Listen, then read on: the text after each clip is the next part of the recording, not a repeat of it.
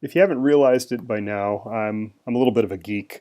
And so I have a sign hanging up on the wall in my office. If you've ever stopped by my office, you'll see I've got this sign hanging up here, and I figure this is just owning it, calling myself out for my geekiness that I embody so well. One of the things that I do that's kind of geeky is for the past couple years, I take a photo every day. And so it's kind of a view into my world through the lens of my phone. And I actually post them online. I've got photo albums of a picture every day for a year.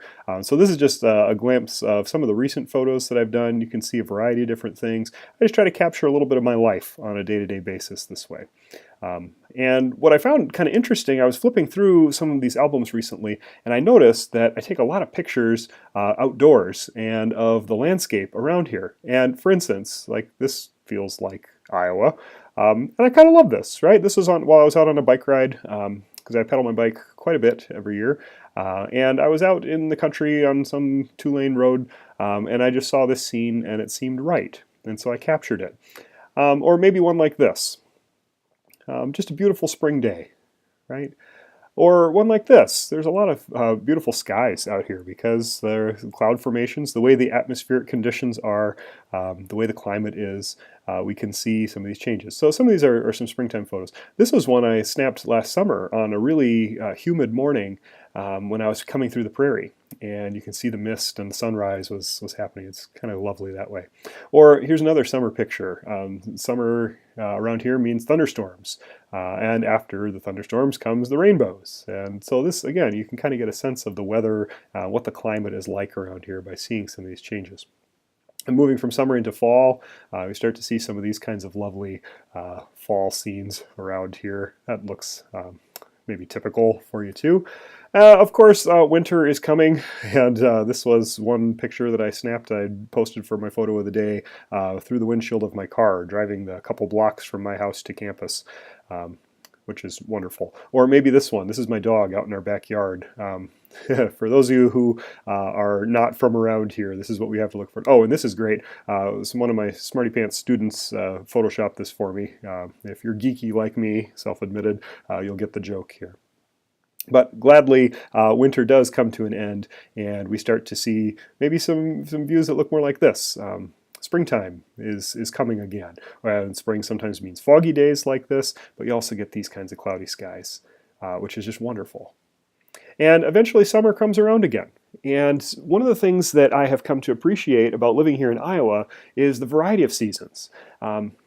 Just because of the climate of the location where we are, we have very definite seasons that change throughout the year.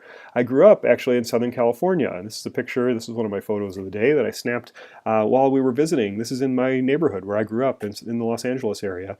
We don't see palm trees in northwest Iowa for good reason, because the climate doesn't support it that way.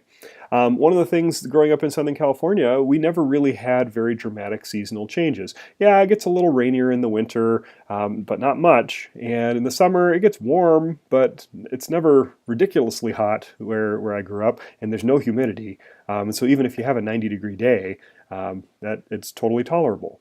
And it's just a difference of the climate. But if you'd compare that to a place like the Sahara Desert, let's say, the Sahara has a very specific climate that we kind of picture perhaps. What is it like there? Well, it's hot and it's dry. Over time. The day-to-day weather might vary. Sometimes you might have a storm, but not very often. It's just hot and dry. Or if you go to Siberia, our mental pictures maybe of Siberia. This one was labeled, this is October in Siberia, and I'm thinking, oh my goodness, that would be something.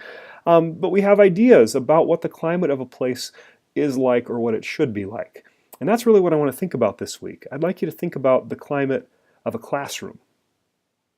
What's the climate of your classroom going to be like? And so here, let's move into Lesson 9. Lesson 9 is really about climate, about weather, about the atmosphere of what's happening in school. So here's the way I'll say it. The teacher is responsible for creating a climate of learning in the classroom.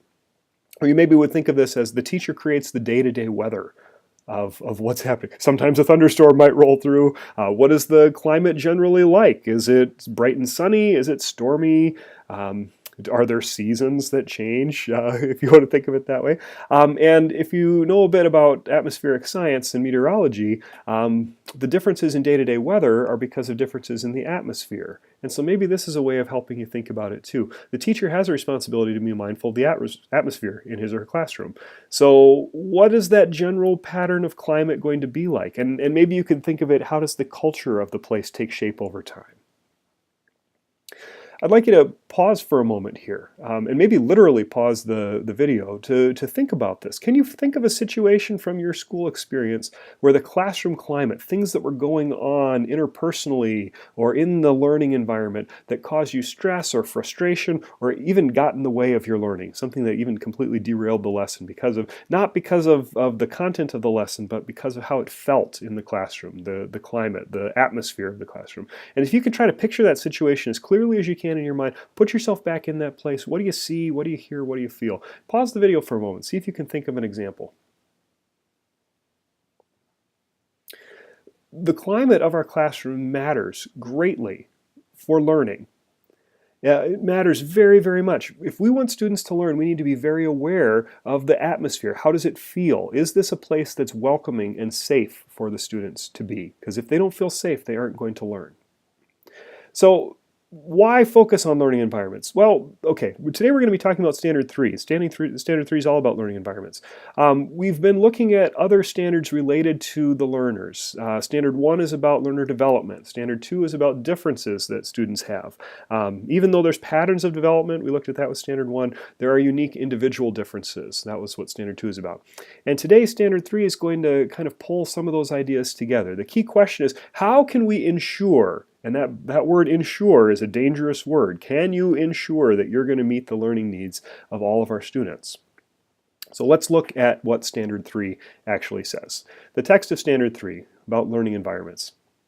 The teacher works with others to create environments that support individual and collaborative learning, and that encourage positive social interaction, active engagement in learning, and self-motivation.